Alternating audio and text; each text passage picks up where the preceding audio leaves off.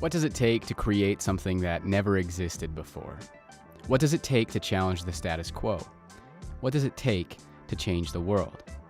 This is the Swell Podcast.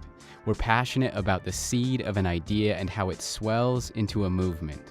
Take a journey with us as we seek the answers to those three questions through the stories of thought leaders, world builders, game changers, disruptors, and other pleasantly rebellious humans who've ventured out into the unknown on a personal journey to do something novel, innovative, creative, or disruptive. Today, in the spirit of creating something new, in addition to our longer format guest interviews each season, we wanted to sprinkle in some shorter interviews with startups and various members of Kiln, our podcast partner, where they can share their own stories and experiences of fiery formation and growth from inside the kiln. Today, we're featuring Austin Adesso and Partners in Post, a storytelling agency who partners with organizations to become an extension of their creative team as the trusted video agency of choice. Be sure to like and subscribe to the podcast, sign up to our newsletter at theswellpod.com, and get in on the conversation through all of the major socials at The Swell Pod. Thanks for tuning in. We hope you enjoy. So I'm the creative director at Partners in Post, and we are a storytelling agency. We help some of the biggest brands in the world tell their story. And we do that through post-production, animation, video editing, and strategy. That's perfect. Do you want more? Do you want me to do it again? Or? How long have you guys been around? How long have you guys been operating? Yeah, we've been operating since about 2013, I think is when we say we were founded. Before that, I was doing investment banking. So it was kind of a different career. But I've always been an entrepreneur at heart. And so after working for basically hedge funds for 5 years abroad, I realized that I wanted to, focus my efforts doing something more, noble or something where I'd be able to feel good about what I was doing. So that's what kind of brought me into the nonprofit storytelling space.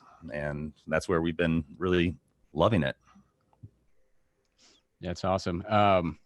So you transitioned from investment banking to video storytelling, which is really interesting. What was it that, you mentioned it being more of a noble pursuit, but was there a specific opportunity that kind of presented itself that you're like, I'm actually like, this is the opportunity to make that shift? Or what was that moment when you made that change?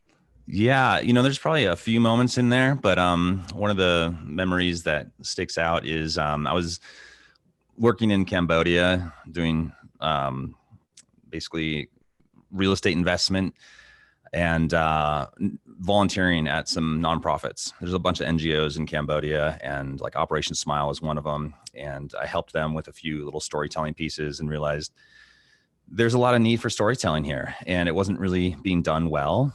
And that's what really started to pique my interest. And so I was like, man, would it be cool to, work for the Red Cross or, doing some sort of, disaster relief storytelling. That was kind of where my heart was. But I didn't have the storytelling skills at the time to do it. And so I had to go back basically to school.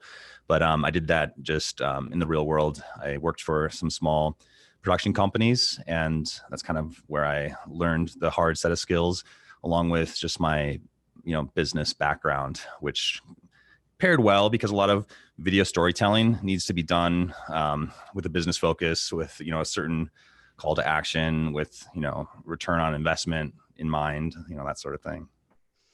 So you guys primarily partner with nonprofits. Is that correct? Like it's all nonprofit work?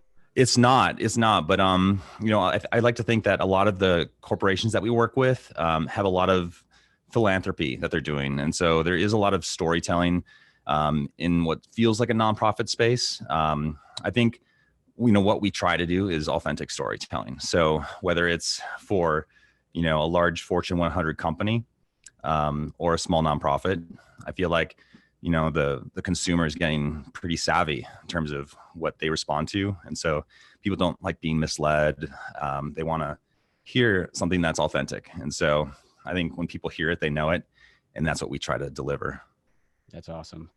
And so tell us about what you're working on now. And if somebody wants to get in contact with you, a business or a nonprofit, how can they reach out to you?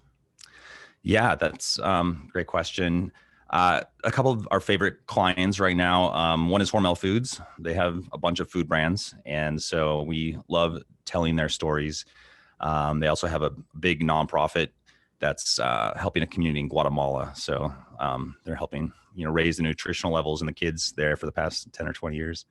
And then our other favorite anchor client right now is Western Governors University, and they're a nonprofit that's really helping bring high level education and access to all people. And they focus on serving the underserved. So their average age of student is like 35 or 36. So it's kind of a really neat nonprofit to help get behind. And to get a hold of us, just go to partnersinpost.com. You can find our contact info there. I'd love to talk to anybody who's interested in telling more authentic stories. If there was a vision for what you guys want to be in the future, like 10 years, 20 years, or a mission, like what would you say to that? Okay, so I've been thinking about this for a long time, and for a mission, as corny as it sounds, it's to make the world a better place. And I've thought about this, and I can break that down into two different categories. So one is through authentic storytelling, helping consumers feel connected to brands and turn them into actual fans instead of just followers. And then the second way of making the world a better place is just by creating a supportive environment for creatives. So I started out in the storytelling space, but now I'm almost in the HR space. I'm not really inside of the edit. I'm working with editors and animators and people who are really talented, and what I really love is helping them just follow their dreams. And so that's a big part of why we're here at Kiln. It's like creating an environment that people enjoy coming to work, and they just feel supported and encouraged, and they're able to take those next steps in their career. That's awesome. Tell me what authentic storytelling means to you. What does that mean? Yeah. Authentic storytelling's, it can be really nuanced actually. But I think it comes down to helping a brand share a message in their voice. So when someone is listening to their story, they're feeling connected. There's an emotional connection to that message. It's not just a hammer, hitting a nail into a board.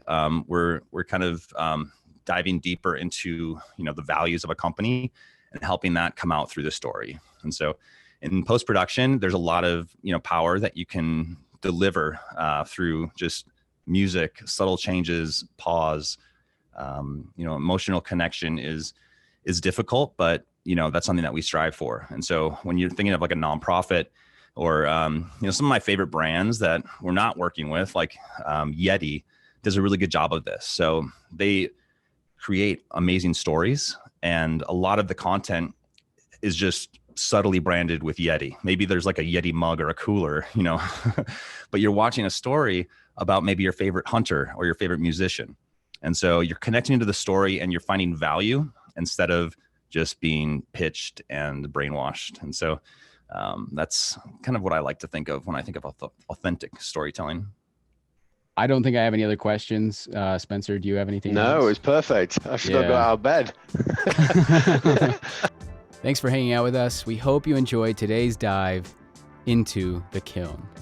Be sure to check out our longer form episodes, like and subscribe to the podcast, sign up to our newsletter at theswellpod.com, and get in on the conversation through all major socials at theswellpod. We'll see you next time.